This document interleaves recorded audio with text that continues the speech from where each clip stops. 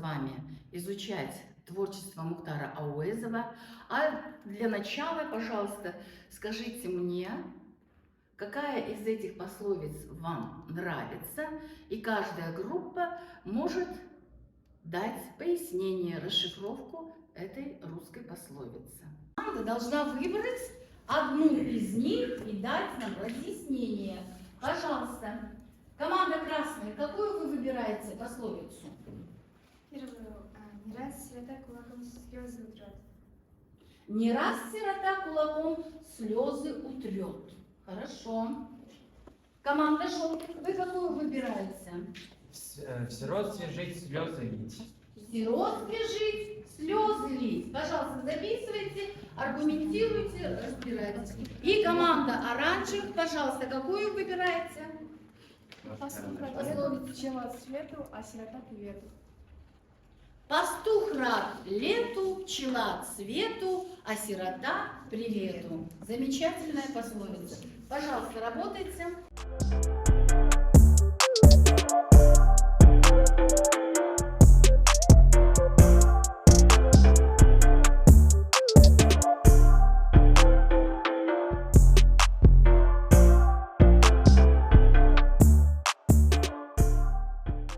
В сиротстве жить, слезы лить, это значит, ребенок, который остался без родителей, будет скучать, плакать и грустить.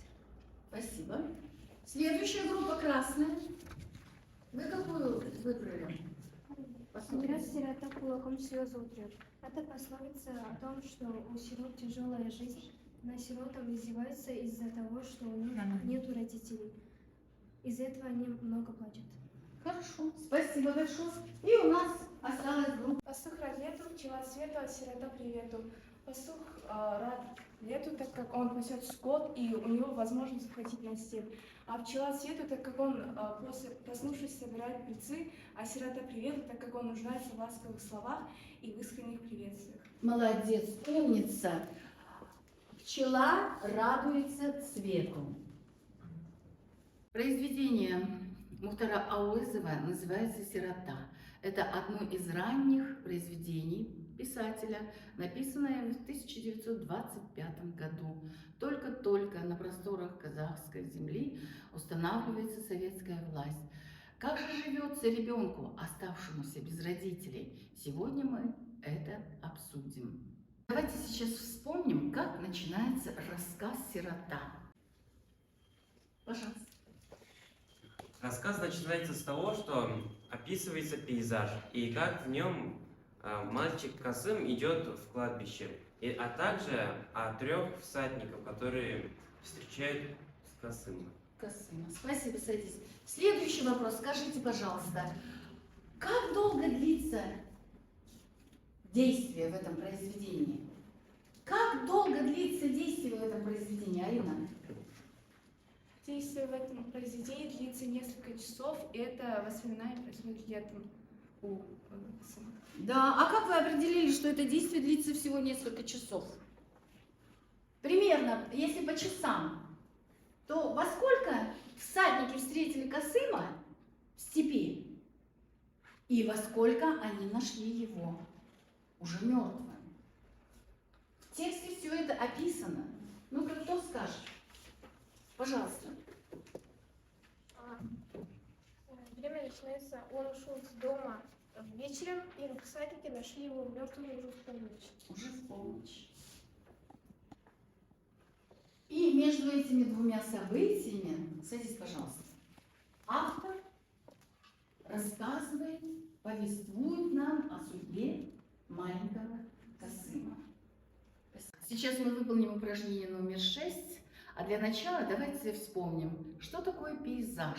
Потому что мы прочитали этот рассказ и выяснили, что действительно очень много времени писатель уделяет именно пейзажу. Что такое пейзаж? Пожалуйста. Что такое пейзаж? Пейзаж – это жанр искусства, в котором описывается изображение, в котором нарисована природа. Хорошо, садись. Каждая группа должна сейчас выбрать какими способами изображает автор в своем произведении эпитет, сравнение и олицетворение. Я вам сейчас раздам флипчаты, на которых вы приведете примеры из текста, которые у вас на столах лежат. Поработаем над этим.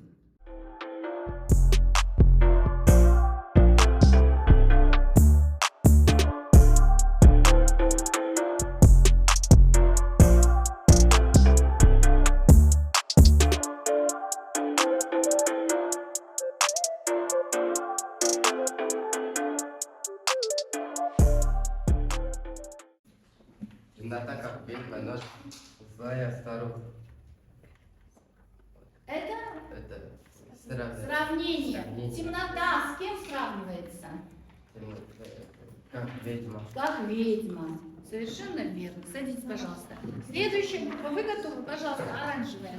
У нас эпитеты. Узкая тропинка. Какая тропинка? Узкая. Пустой кустарник. Главная лошадь. Каменные клыбы. Густые листа. Тяжелые тучи. Хмурый ветер.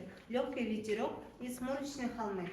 Совершенно верно, правильно выбрали. И последняя группа, пожалуйста, красные.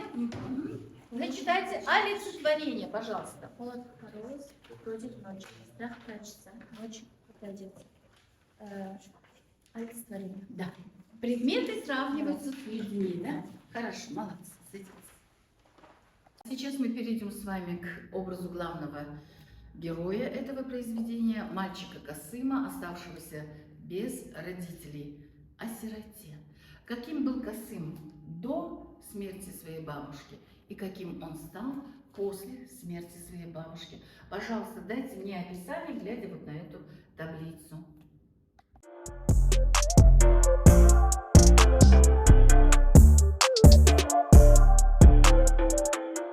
Был круглолицым и крепкий. Хорошо. А каким он стал? А после смерти бабушки худел.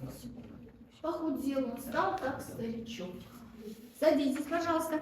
Следующая, какая группа нам расскажет о настроении Касыма? До смерти бабушки какое было настроение у Касыма? И после. Смерти бабушки веселым и счастливым, а после несчастным.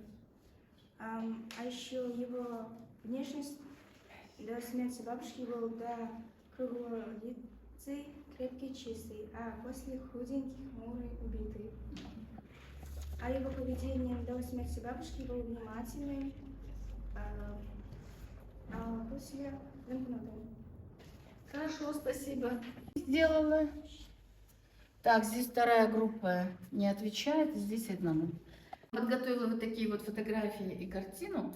Посмотрите, пожалуйста, на них и скажите, соответствуют ли они произведению, рассказу «Сирота»? Какими красками пользуются авторы этих художественных пейзажей? В картинках, фотографиях изображены пейзажи. Они все нарисованы черными цветами.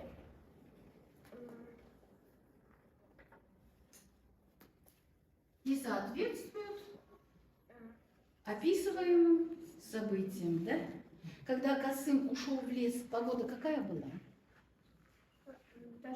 Дождливая, да? Ветер дул сильный, да? Ветки склонялись к нему, да? И он от испуга шел вперед в темный лес. Так было? Хорошо, спасибо. Мы все прочитали рассказ «Сирота». Мы ознакомились с главным героем произведения, с его судьбой. И сегодня я хотела бы заслушать ваше заранее данное творческое задание, эссе на тему «Как можно было помочь Касыму?». Кто из вас готов? Ребята, пожалуйста, выходите к доске и зачитайте свое творческое задание. Можно было бы помочь Касыму. Для завершения вывода возникает при себе вопрос, как бы я помогла бы Касыму, оказавшись в то время одним из жильцов аула. В первую очередь, конечно же, поселили бы его в свой дом. Одно важное дело можно учтить, не зная людей тех времен, позаконно распорядить наследство лично ему, после чего расположить Касыма в дом, где раньше они жили с бабушкой.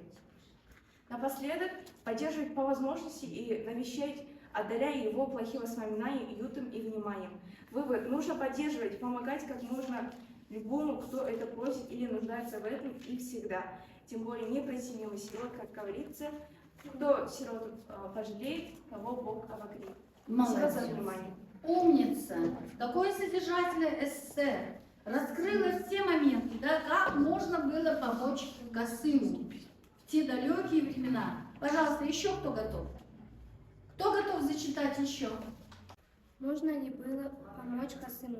Одиночество и горе сломали ребенка, его перезирали мальчишки и избивали взрослые. Все обсуждали соседа, но никто еще не заступился за сироту.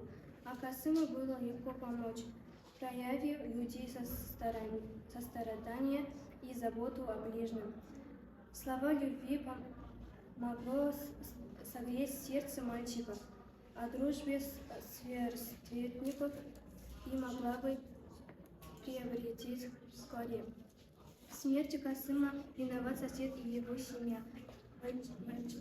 Молчание и равнодушие людей. Ситники судьбы проехали мимо, а потом было поздно. Спасти Касыма помогла любовь, ласка и понимание. Касым умирал при жизни от одиночества и горя. Спасибо большое. Ребята, мы с вами сейчас проанализировали произведение. И какой вывод мы можем с вами сделать? Посмотрите, мы заслушали абсолютно два разных эссе.